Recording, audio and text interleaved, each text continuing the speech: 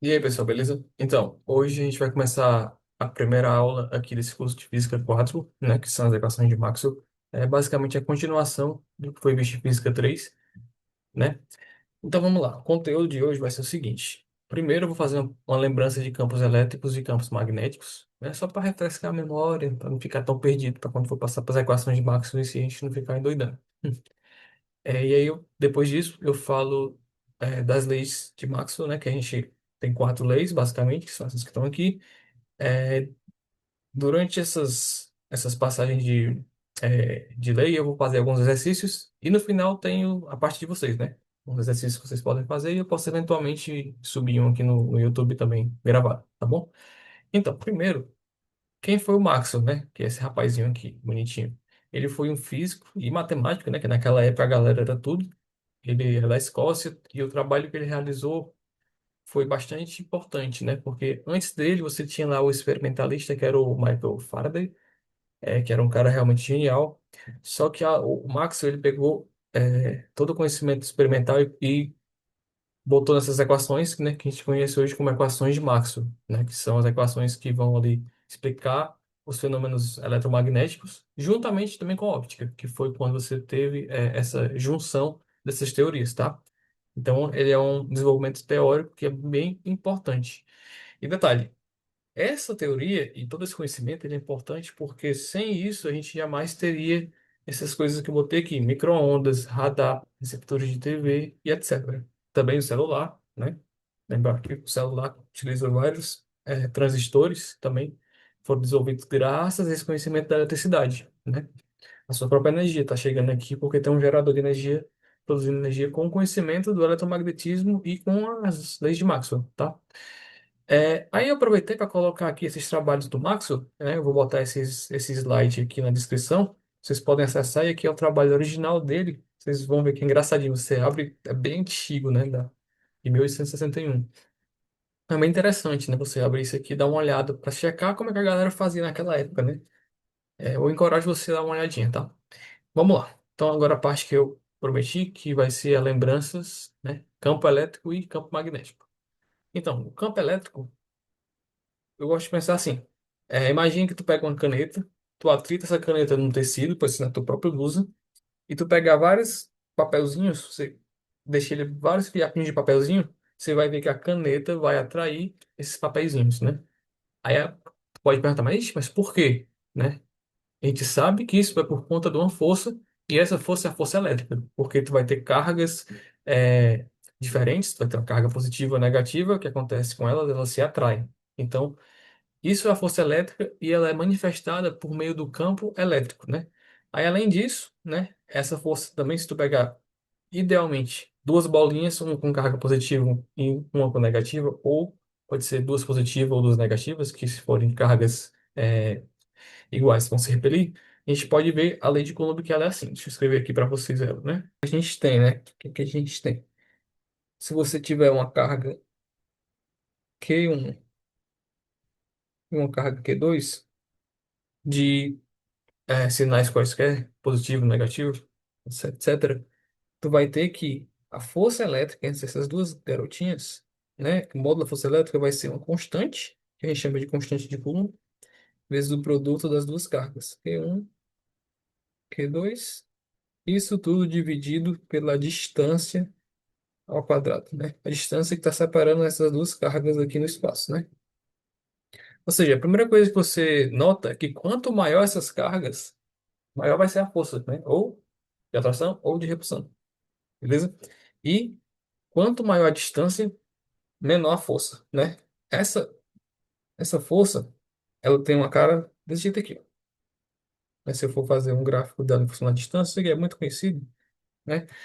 Eu vou ter aqui um gráfico dessa maneira, né? Eu vou botar aqui de unidades arbitrárias, pode ser metro, centímetro, etc, etc. Não importa. O que importa aqui é que se você pegar esse pontinho aqui,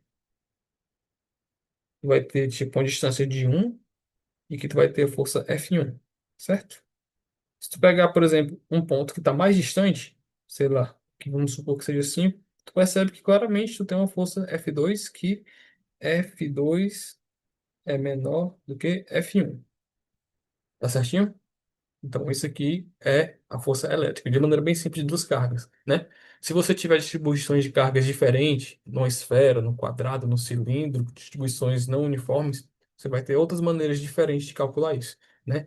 E você viu que eu escrevi lá no slide anteriormente que como é que você sabe que vai ter um campo elétrico lá? Você tem que botar uma carga de prova, né? Porque você vai colocar uma carga lá e ela vai sentir o campo elétrico da outra e elas vão interagir com a força, né? Que às vezes seja a força elétrica, que é essa mesma força que eu escrevi aqui, né? Essa aqui é a mesma coisa, tá?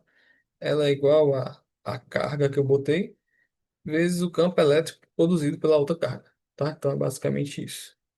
Só uma lembrancinha, tá? Beleza? No caso do campo magnético, tu percebe que aqui a gente tem um V, né? Esse V é de velocidade. No caso do campo magnético, a gente também tem que ter uma carga, tá? Só que essa carga tem que estar em movimento. Então, é daí a diferença do campo elétrico para o campo magnético.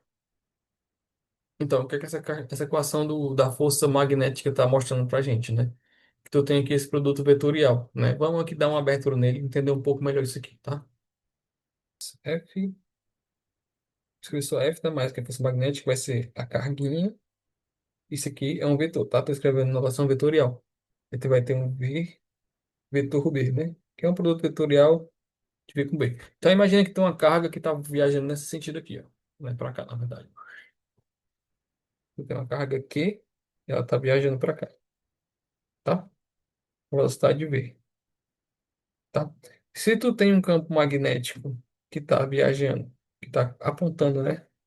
Nesse mesmo, nesse mesmo sentido, nessa mesma direção, tu vai ter que o produto vetorial, vou escrever de maneira simples para não complicar muito.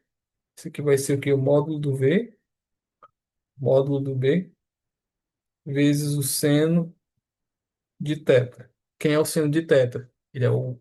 Esse θ, ele é o ângulo entre o V e o B. Nesse caso, eles estão no mesmo sentido. Ou seja, o ângulo entre eles é zero, né? Eles estão assim. Se ele tivesse assim, o ângulo não seria zero, né? Percebe que teria essa aberturinha aqui angular. Então, nesse caso, o seno de zero é zero. Então, esse produto vetorial é zero. Ou seja, se tiver uma partícula com força, partícula viajando nesse sentido e o campo nesse sentido, então tu não vai ter força magnética. Agora, digamos que tu está com a partícula viajando aqui e o campo magnético está entrando na folha, né? O campo magnético está para baixo e a partícula está assim, tá? O que é que vai acontecer? Tu vai ter aqui que teu V, vetor B, ele vai ser módulo de V, módulo de B, vezes o seno entre eles, que agora é quanto? É esse aqui, né? 90 graus. Não tá muito legal de ver, não. Esse ângulo aqui, ó. 90 graus. Tá legal? Então, seno de 90, ele vale 1. Ou seja, então tu tem que aqui vai ter basicamente o produto vetorial vai ser o módulo de V vezes o módulo de B. Daí a força magnética ela vai ser QVB, né? Ou seja, ela vai ser máxima. Então, essa força magnética vai depender do ângulo entre a tua velocidade, a tua partícula e esse campo magnético, tá? Então é basicamente isso. Então, ó, nesse caso a partícula está em movimento, tá? Ficou claro? Se não, você pode perguntar aí nos comentários. Foi só uma revisãozinha, né? Eu espero já que vocês já dominem isso aqui, só para lembrar. Então é isso, a gente vai continuar no outro vídeo, essa mesma aula, só para não ficar aulas muito grandes. Valeu, obrigado.